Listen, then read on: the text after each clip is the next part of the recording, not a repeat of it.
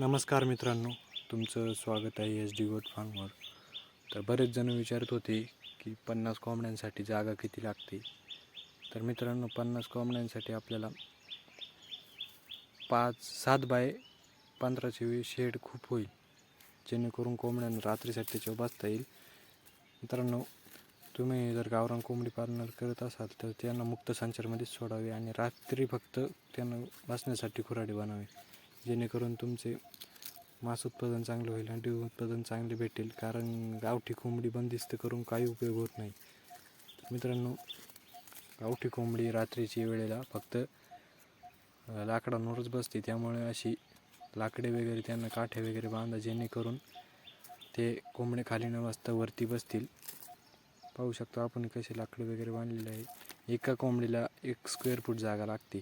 पण मित्रांनो, तुम्ही जर फक्त त्या 1 स्क्वेअर फूटचा विचार केला तर कोंबड्यामध्ये खूप दाटी होते व ते एकमेकांची पिसे वगैरे काढून त्यांना टोचतात. त्याच्यामुळे कोंबड्या दगावण्याची शक्यता असते. त्यामुळे त्यांना मुक्त संचारमध्येच सोडावे. पाहू शकता पण इथे मुक्त संचारमध्ये कोंबड्या सोडलेल्या आहेत. कोंबड्यांना खाण्यासाठी आपण टोमॅटो व कांदा देतो, जेणेकरून त्यांची वाढही चांगली होते आणि आपला खाद्यावरचा खर्चही कमी होतो. पाहू शकता इथे उकिंडा तयार केलेला आहे, जेणेकरून ते उकरत बसतात. त्याच्यामध्ये दुपारच्या वेळेला ते माती वगैरे पार अंगावर घेऊन ते खेळत असतात त्याच्यामध्ये. पाहू शकता गावरान कोंबडा आहे आपला. कडे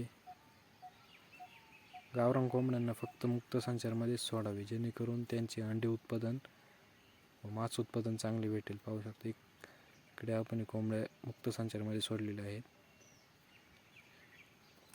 पाहू शकता तुम्ही इकडे पाण्याचे वगैरे भांडे ठेवण्यात आलेले आहे. इकडे पाहू शकता पाण्याचे वगैरे भांडे. मित्रांनो, उन्हाळ्याच्या दिवसामध्ये कोंबड्यांना उन्हाचा त्रास होऊ नये म्हणून त्यांना सावली तयार करा, जेणेकरून त्यांना कुठल्याही प्रकारचा त्रास होणार नाही.